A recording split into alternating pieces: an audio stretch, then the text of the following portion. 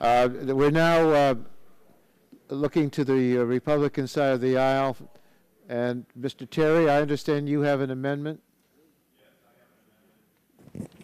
And that's the Title II, and it meets the qualification on the time period, so the clerk will report the amendment. Yes, it does. And by the way, it's Terry 044. Let's have the amendment. And it does comply. It's been here since yesterday. Okay. Yeah, sorry, wrong one. Changed up on you. Okay, glad you said that.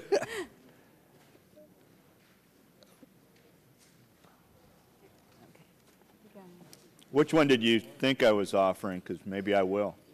Just kidding. 4-4. 4-2. 4-2. Yeah, I'm going to stick with 4-4. I don't even. No, it's not. Amendment offered by Mr. Terry of Nebraska. In Section 822 of the Clean Air Act, as added by Section 223, at the end of subsection A2, add international indirect land use changes. Without objection, the amendment will be considered as read, and we'll wait a minute as it's being distributed.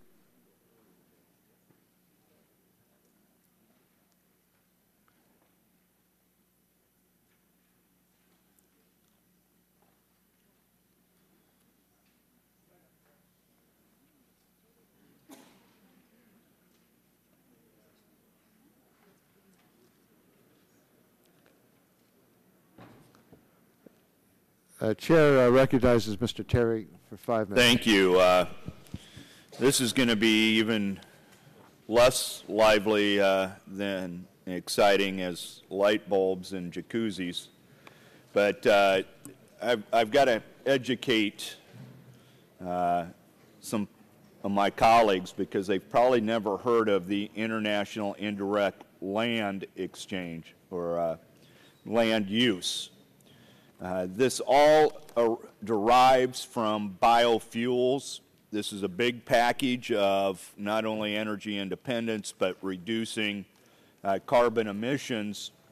What the EPA is doing right now with biofuels is taking a life cycle all the way from creation of the seed and growing that plant to be used as seed, all the way from the then planting for the use of a biofuel to weed control, spraying, all of those type of things, transportation of harvest, transportation, all of that.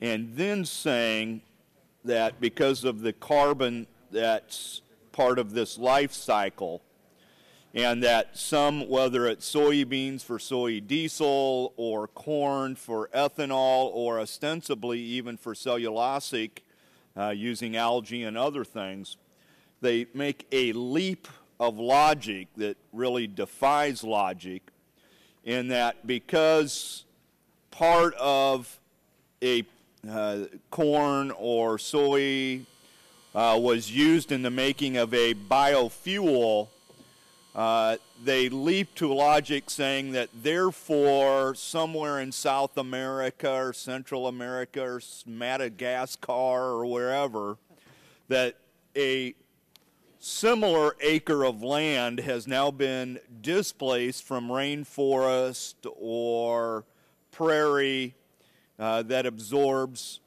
and now we have to offset that acre of land that's been mysteriously displaced because of an acre of corn that was used for biofuels in Nebraska. First of all, it doesn't make a lot of sense. Let me go through why this is silly that the EPA even has a rule on this, and in order to protect biofuels, we need to adopt this language to prevent them from doing the international indirect land use philosophy and rule here. First of all, genetically modified organisms have increased the amount of starch that's used or that's inherent in the kernel of corn that's used for ethanol meaning that we use. Mr. Chairman, the committee is not in order. It's just really too loud, and this is pretty specific stuff. And I can see why, because committee will please come to order.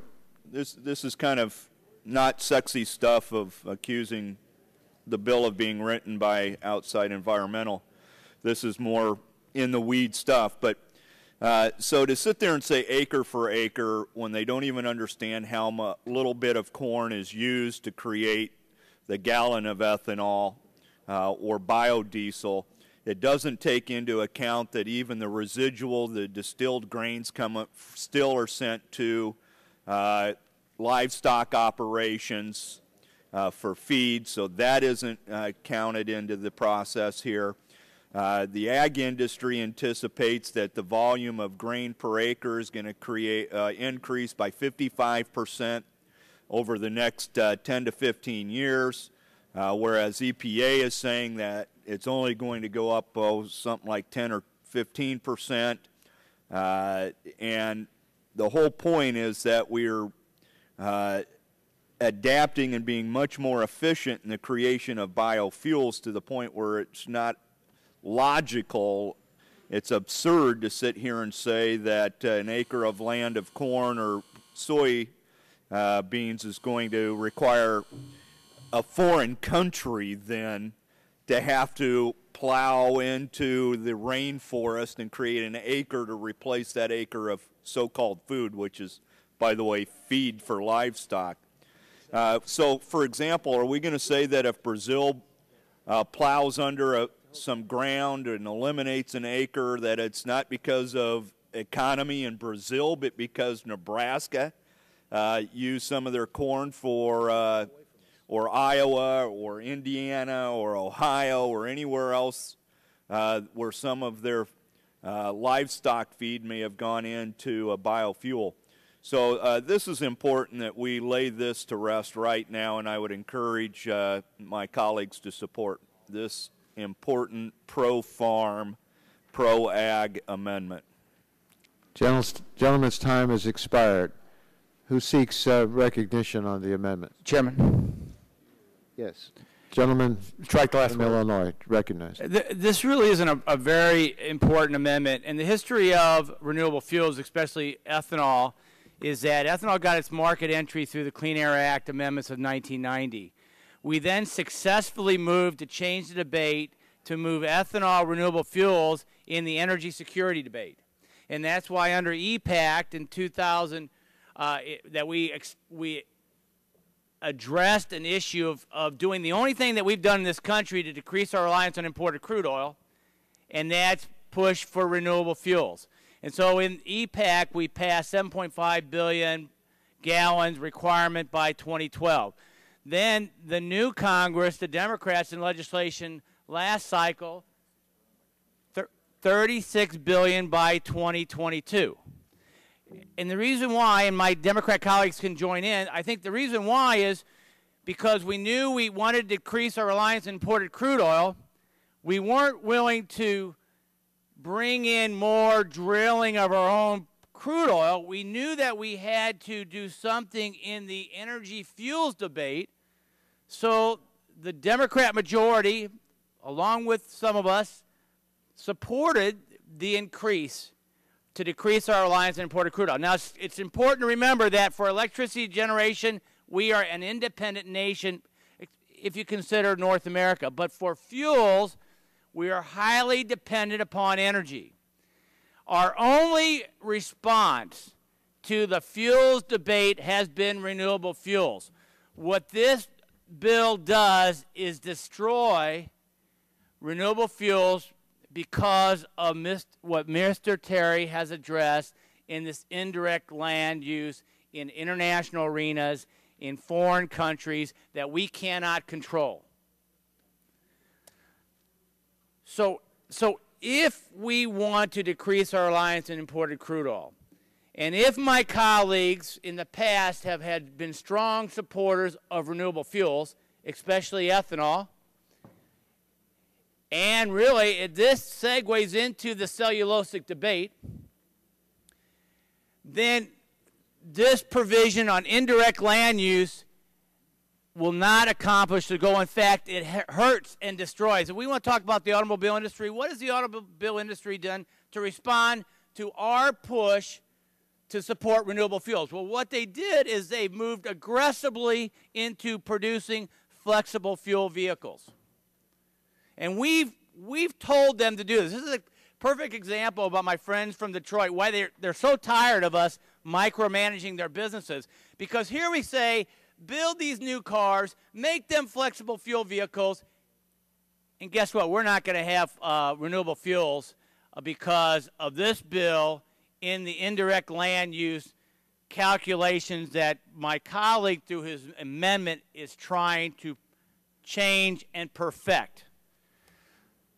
So here's a good amendment, especially if you've supported renewable fuels in the past, and the Democrat majority did in the last Congress, aggressively expanding the renewable fuel use, actually expanding it further than a lot of us who've been championing this debate thought was really wise. But the reason why I believe you did it is because you couldn't go anywhere else to say we're decreasing our reliance on imported crude oil. Now this bill attacks renewable fuels. This bill will make it more difficult. This will actually move to, in essence, bankrupt, really, in the Midwest. The people who put money in these ethanol refineries are farmers in cooperative ventures that have risked a lot because of the signals that we've sent from Washington to say, hey, we need to reduce our reliance on imported crude oil. So if you've supported renewable fuels in the past, especially in the last Congress with that great expansion, and you are from an agricultural sector that has, in essence, profited by the movement of this government, you really need to support this amendment, because without this amendment, this destroys the renewable fuels market. And I'll yield my remaining 20 seconds to Mr. Terry. I thank you. I can't stress enough that to put the responsibility on biofuels to have to now then come up with the money to buy land in a foreign country is absurd. This is a way you kill biofuels. So we need to settle this right now.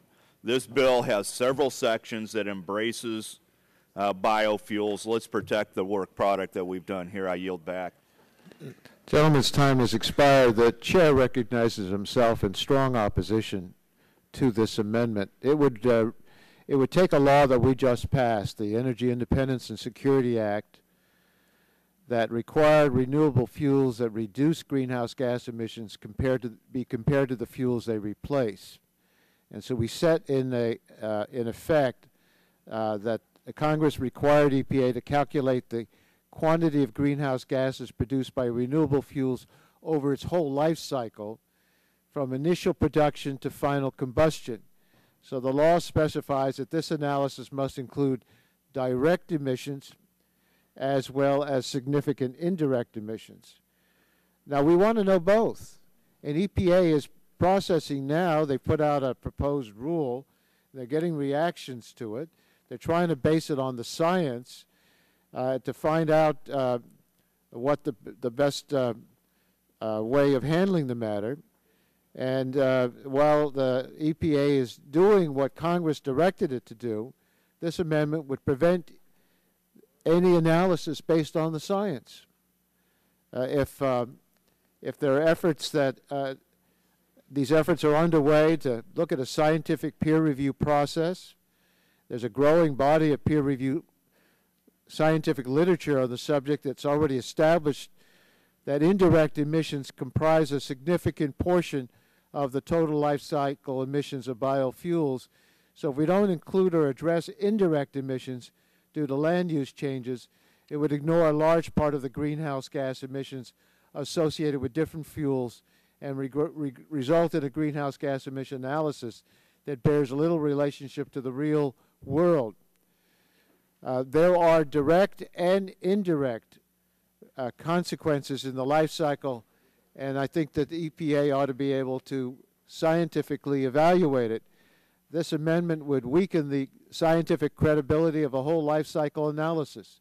It would produce a far less accurate life cycle greenhouse gas assessment than the EPA proposal, which is based on reasoned application of the best available science and data. This amendment creates a new vague standard of, quote, inaccurate results, end quote, would overturn the current law if the standard is supposedly not met. This is not the way to produce valid and scientifically defensible amendments, defensible results. We ought to do it based on the science and not curtail the scientific evaluation by an amendment such as this. I notice we have a vote on the House floor, and I expect there'll probably be more debate on the subject. I'm going to yield back the balance of my time at this point and break so that we can respond to the votes on the House floor, and then we'll come back and continue the debate on this amendment and proceed to vote on it. So we'll now recess. Please return after the last vote for further deliberations.